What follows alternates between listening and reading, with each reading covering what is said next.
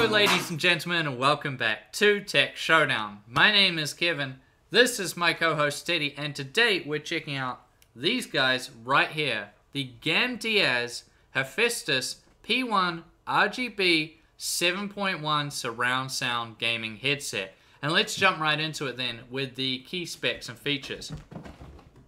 Wow, Frank is going crazy today.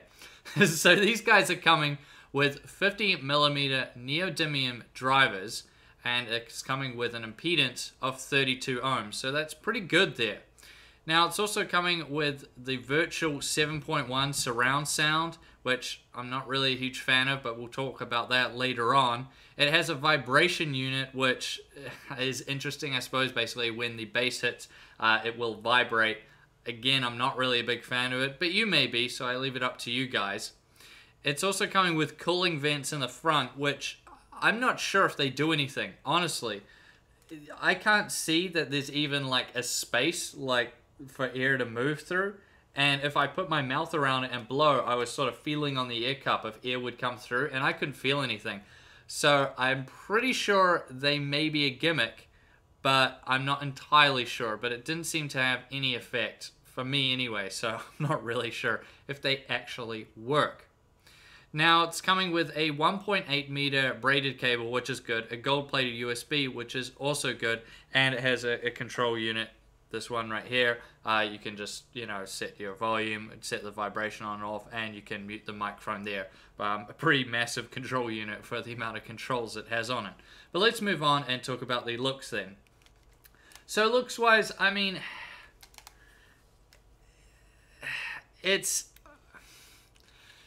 yeah, I'm not a huge fan of it. Design-wise, it has a pretty standard design. Let's talk about that first. So, steel band up top, that's pretty standard. The black air cups and all the rest of it is all pretty standard for the most part. Things that we have seen before, that is for sure. The cooling vents protruding forward look very odd to me though, and I'm not a fan of it. It just looks weird, especially from the side. Now, the RGB lighting does look nice. See around the air cups there? That does look good, and it does liven it up a bit. But overall, I think it's just not a very good looking headset. Just the design with the protruding vents doesn't look that good. But, I mean, if you're just using these at home, you're just sitting on your computer, like most of us will be, wearing them, then it's not really going to matter. But if you're planning on buying a headset to wear out in public, yeah, I'm not sure I would want to go out in public with something like this on. Personally, but hey, you may be different, and at the end of the day, looks don't count for that much if you're just sitting at home on your computer. So let's talk about comfort then, because that's much more important. So comfort wise, it was actually pretty good. No real complaints there. So let's start with the air cups then.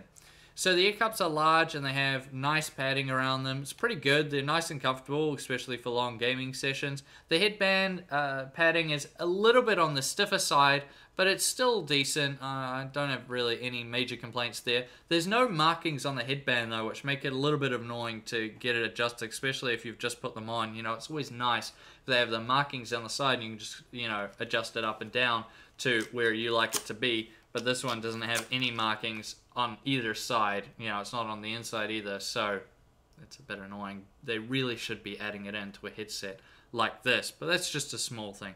And overall, they are comfortable.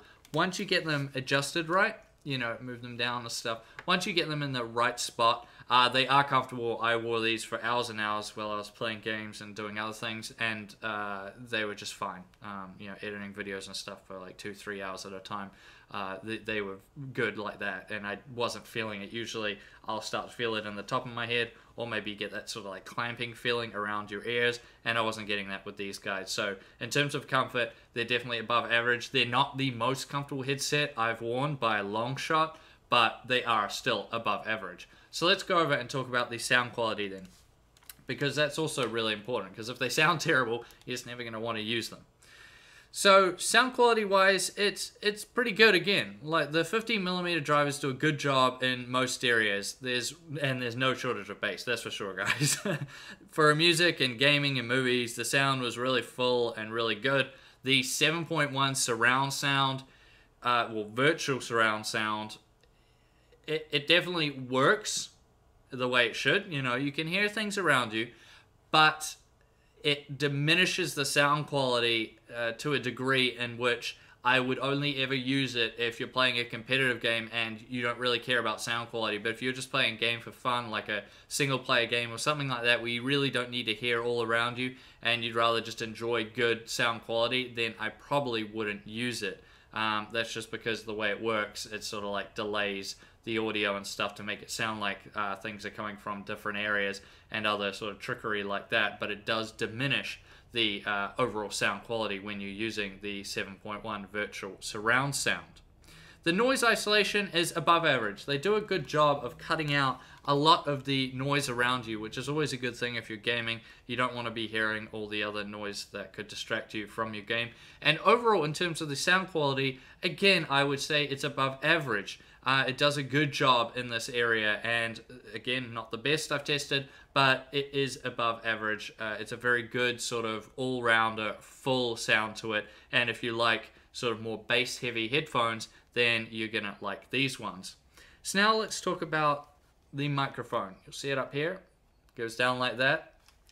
Fairly flexible, although, you know, it's sort of not as much as some other headsets are, but still fairly flexible. And this microphone, I would say, is about standard for a gaming headset these days. If you're playing with friends, you know, on like Counter-Strike or Dota or Rainbow Six Siege or whatever, they're going to be able to understand you very easily, clearly, and that's not going to be a problem. However, if you're a streamer or someone that's planning on, you know, maybe using it to do YouTube gaming videos or something like that, it'll get you by, but it's definitely average. As always, I'll let you guys judge for yourself. So this is what the microphone sounds like. Here I am, guys, talking in my usual volume when I'm playing games with my friends or telling Teddy not to throw up in the washing machine. And if we go down nice and low here, this would be like if you talk, someone's sleeping in the room, something like that. And then if we go up really high, like, dude, we really need to shoot this guy in the face. So that should give you an idea of what the microphone sounds like. And yeah, as I said, it just sounds pretty average, but most of you guys are not going to be streaming or doing anything like that. So when you're just playing with your friends, they're going to be able to understand you just fine. Now let's talk about the build quality. And this one's always difficult as a reviewer to talk about because I've only been testing these guys out for about a week, and you can sort of make some predictions, but it's not like someone who's owned them for like 6 months or 12 months or something. They can really tell you how they've worn in that time. Overall, it feels about standard. They don't feel particularly well built. There isn't any, you know, premium material aside from the metal headband, I suppose, and the braided cable.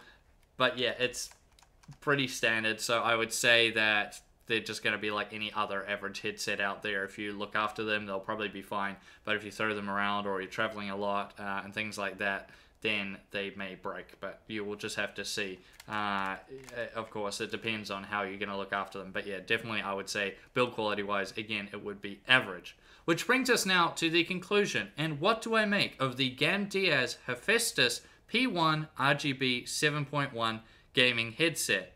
So looks aside, the P1 RGB is comfortable and good sounding. It really is.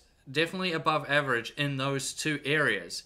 The microphone and the build quality are about average for a gaming headset these days, but the looks are definitely its weakest part. To me, it just looks funny, especially from the sides. It just looks a bit weird. And these cooling vents, as far as I can tell, don't do anything. In my experience, they haven't done anything. So it just seems like a gimmick, and it also makes the design look really strange. I guess this was them trying to do something unique that will make them stand out in the market, but this really wasn't the right thing to do in order to stand out. Looks aside though, it's still a good headset. And as I said earlier, if you're just going to be wearing these at home, who cares anyway? You're just going to be probably sitting by yourself in your room, so no one's even going to see. So it's not really a big problem. If you're going to be wanting a headset you're going to wear outside a lot, then I'd maybe look elsewhere, because you're going to look pretty hardcore wearing these on the bus or the train or something like that. But overall, yes, I would recommend them. It is a good headset, and I think most of you guys would be satisfied with them. Now, I thank you all for watching this video. Please subscribe to Tech Showdown if you haven't already, and like the video. And as always, I'll see you guys next time.